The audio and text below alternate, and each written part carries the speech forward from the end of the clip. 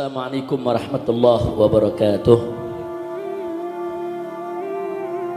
Bismillah walhamdulillah wassalatu wassalamu ala rasulillah wa ala alihi wa sahbihi wa mawalah.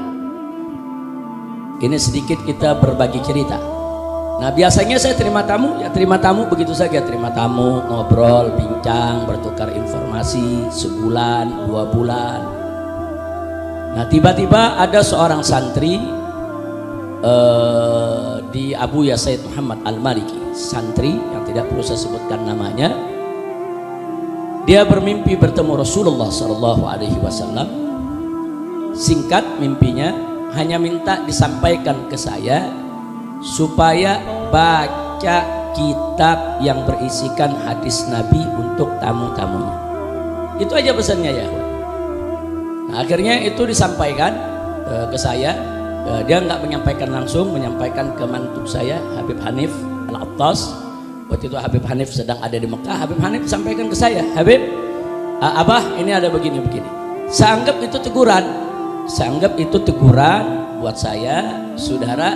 Artinya kenapa sih nggak memanfaatkan tamu begitu banyak untuk baca 1 ayat, 2 ayat, 1 hadis, 2 hadis, untuk bisa menambah barakah. Bisa ilmu buat saya yang menyampaikan, bisa ilmu juga buat yang mendengarkan, saudara.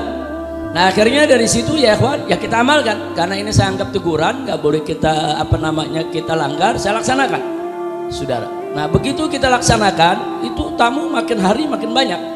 Yang tadinya cuma 50, 60, sehari itu bisa 200 orang. Padahal di Mekah nggak boleh kita bikin pengajian ya ikhwan. Jangankan saya, orang asing, orang Indonesia, maaf, ulama Mekahnya sendiri, sebagaimana kita ketahui, banyak yang majlis-majlisnya ditutup. Gak boleh mereka bikin majlis-majlis di rumah ya, dan majlis di sana kan harus izin negara. Itu yang gak boleh kita lupa. Nah jadi pada saat banyak ulama-ulama di Mekah yang majlisnya ditutup, mereka gak berani terima tamu, saudara, bahkan tamu-tamu yang biasanya ziarah ke guru fulan, semua nggak berani terima tamu. Justru saya tamunya setiap hari nggak berhenti. Nah akhirnya itu saya manfaatkan. Nah, apa hasil dari itu semua? Itu sehari bisa 200 orang ya ikhwan yang hadir di pengajian. Dan saya nggak ada ngelarang. Saya pernah dipanggil, diperiksa oleh Badan Intelijen Saudi. Saya dipanggil, diperiksa, ditanya, Habib, ya Syekh, mereka manggilnya Syekh, ini Anda nih tamunya terlalu banyak, tiap hari ini kami hitung, kan mereka punya intelijen ya, ini bisa hampir 200 orang. Ini bagaimana ceritanya? Di kita punya negeri nggak boleh nih bawa tamu sebanyak ini, apalagi Anda orang asing. Saya jawab, saya di Indonesia guru, saya dai, saya banyak punya sahabat, banyak punya murid, banyak punya kenalan. Nah mereka rindu kalau mereka datang umroh, ya mereka mau ketemu. Mana bisa saya larang? Saya bilang, ini pun saya sudah batasi. Nah, setiap rombongan telepon, Habib ini jamaah kita mau, oh jangan banyak-banyak, cukup bawa 5 orang aja. Nah, sebab travel dari Indonesia ada 200-300an travel. Nah kalau satu travel bawa 200 orang, jadi tempat ziarah rumah kita. Nah, bisa berapa urusannya ya kawan? Kita minta satu travel cukup 5 orang aja. Nah satu travel bawa 5 orang, satu travel bawa 5 orang.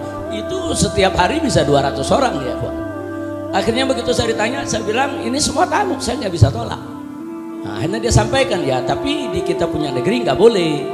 Jangankan Anda orang asing, guru-guru di sini pun semua harus ada izin resmi dari negara untuk buka pengajian. Yang nggak ada izin nggak boleh. Nah, jadi saya bilang, jadi bagaimana ini, maunya ya ini mesti di stop. Anda nggak boleh lanjutkan begini, kalau nggak ya kita perkarakan. Saya bilang saya nggak bisa larang tamu. Nah, jadi kalau Anda nggak melarang saya untuk terima tamu seperti itu, caranya gampang. Bagaimana ya Syekh? Pulangkan saya ke Indonesia. Kan simple. Saya bilang bukan saya kan yang nggak mau pulang, kan Anda yang tahan saya nggak boleh pulang. Nah selama Anda tahan saya nggak boleh pulang, saya bikin pengajian terus. Nah akhirnya nggak dilarang, dia bilang ya sudahlah, tapi jangan ganggu tetangga, jangan ganggu ketertiban, jangan sampai ada tetangga nanti yang lapor nih. Diganggu oleh Anda. Ya alhamdulillah tetangga-tetangga saya di sekitar saya punya rumah itu hampir semua baik-baik ya kawan, dan mereka suka sama pengajian, bahkan 1-2 ada yang ikut hadir juga. Nah jadi artinya ini semua fadlum minallah, Ini semua adalah karunia Allah. Tapi nggak terlepas dari mimpi yang saya ceritakan tadi ya kawan. Nah akhirnya saya tetap bisa buka pengajian sampai 3,5 tahun ya kawan. Sampai saya pulang ke Indonesia. Alhamdulillah.